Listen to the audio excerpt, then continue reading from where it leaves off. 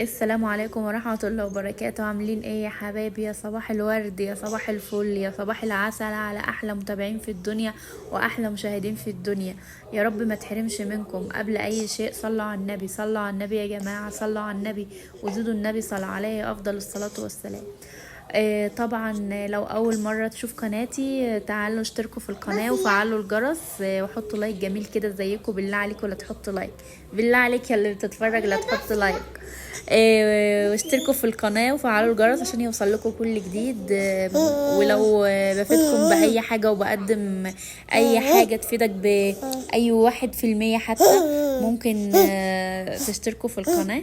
النهاردة بقى قمنا من بدري، زي ما انتوا عارفين ان احنا بقينا بنقوم بدري، يعني النشاط والحماس كله بيبقى بدري. والله يا جماعة الواحد لو قام من النوم متأخر بتحس ان اليوم خلص خلاص. على ما بتقومي بترتبي سريرك، بتعملي، بتشوفي عيالك، بتحاولي تحضري اكل، تحسي ان اليوم كله خلص، مفيش اي حاجة بتستفادي منها.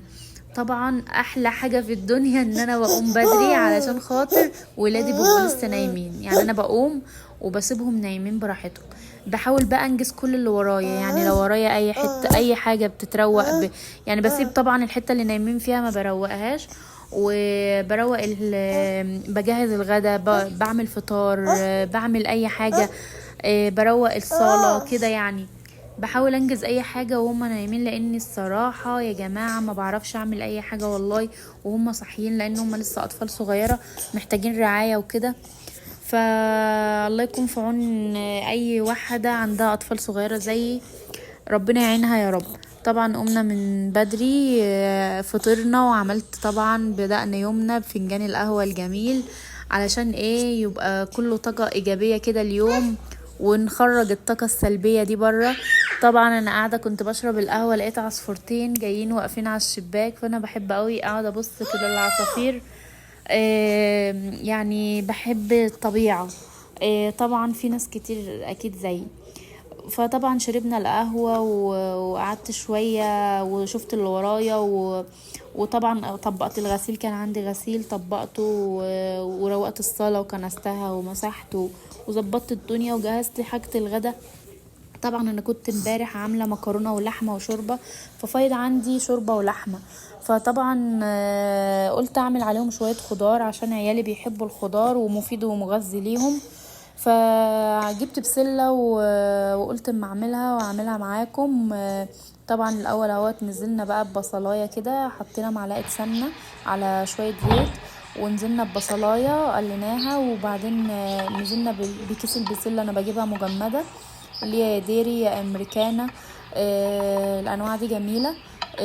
طبعا بجيبها بسله وجزر بس يا جماعه، عشان انا ما بحبش في بيبقى خضار مشكل كده، ما بحبوش الفاصوليا الخضراء. فانا بحط من عندي بس بطاطايه عشان تلفها كده وتقلها وتبقى يعني طبق متكامل يبقى حلو. عايزه اقول لكم ان البسله مفيده جدا جدا جدا، ومغذيه، وانا بحبها وعيالي بيحبوها يعني. طبعا زي ما انتم شايفين بدي البسله الاول تشويحه. في ناس بيحطوها كده، بيحطوا بعديها او يسبكوا الاول الطماطم وبعدين يحطوا البسله يسقطوا فيها. انا ما بحبش كده، انا اي خضار عندي بحب اشوحه، بحب الخضار ينزل ميته علشان يبقى طعمه في قلب الطبيخ طعمه حلو كده، تحس بطعم الخضار. انا ما بحبش اعمل الحاجه نيه في نيه، بحب اشوح اي حاجه الاول.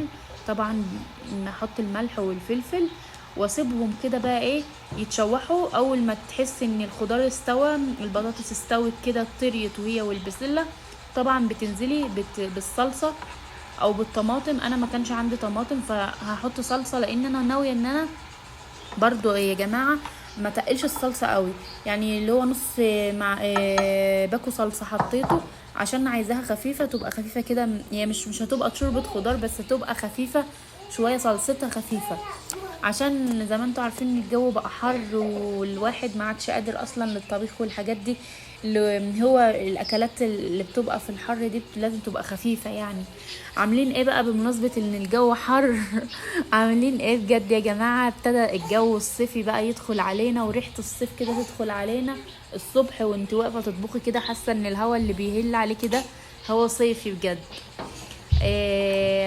طبعا حطيت اهوت الصلصه وهقلبها تقلبتين معاها، وهنزل بالشوربه بتاعه اللحمه اللي كانت عندي، وحتت اللحمه هحطها في الاخر.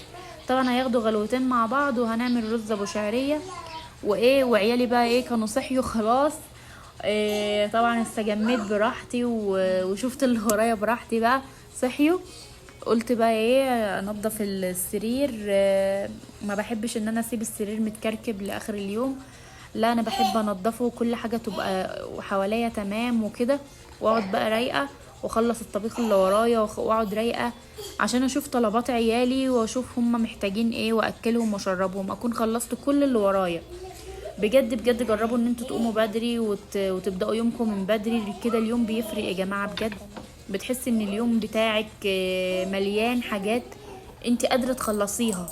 لكن لو سبتي نفسك ان انت تنامي مثلا لحد بعد الظهر او للعصر، هتصحي مش هتلاقي ان انت قادره تعملي اي حاجه، ولا قادره مثلا تشوفي طلبات بيتك، ولو عايزه تنزلي السوق ولا السوبر ماركت، ولا تشوفي عندك مهام في يومك، مش هتعرفي تخلصي اي حاجه. طبعا هنفتح بقى. انا بحب اول ما بقوم من النوم ان انا افتح الشبابيك وهوا ربنا كده يدخل، عشان لو اي طاقه ايجابيه يعني تبقى موجوده، واي طاقه سلبيه تخرج. لو اي طاقه سلبيه موجوده بتخرج مع الهوا. انا في دماغي بحب كده.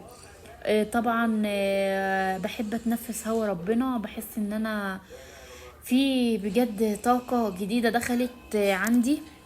طبعا بحب النهار طبعا وضوء ربنا يدخل. ما بحبش اضلم خالص الحتة. طبعا الواحد لما بيقوم من بدري بحس ان انا انجزت حاجات كتير. مين زي بقى يا جماعة؟ مين زي بيحب يقوم بدري؟ عايزه اقول لكم ان الناس اللي بتسيب لي كومنتات وبتشجعني على فوق دماغي من فوق، انا بجد بجد بحبكم جدا وبعتبركم زي اخواتي.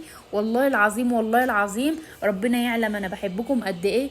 وبحس ان انا لما بعمل فيديو ببقى مستنيه كلامكم الجميل اللي زي قلوبكم الطيبه الصافيه. ربنا يديكم على قد نيتكم يا رب، ويوسع رزقكم ويوسع قلوبكم الصافيه اللي زيكم دي.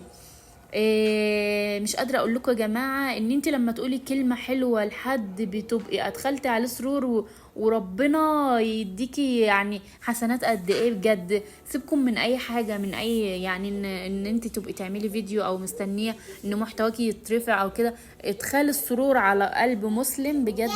انتوا بتدخلوا السرور على قلبي، وانا بيفرق معايا جدا جدا كلامكم الجميل ده. ببقى قاعده مبسوطه جدا بكلامكم الحلو وتشجيعكم ليا. يا رب يا رب اي حد يشجع اي حد يحصل له كل حاجه حلوه في حياته. مستنيه تشجيعكم ومستنيه لايكاتكم علشان الفيديو يترفع، ومستنيه اشتراككم في القناه علشان القناه بتاعتي تقوم. مستنيه بالله عليكم اشتراككم في القناه وكلامكم الحلو ولايكاتكم الجميله. انا حاسه ان يعني التفاعل مش قد كده على قناتي، بس انا مش هيأس وهفضل مستمره بكلامكم الجميل ويعني هحس ان انا بقى، انا حاسه ان انا بعمل حاجه في حياتي لما بنزلكم فيديو.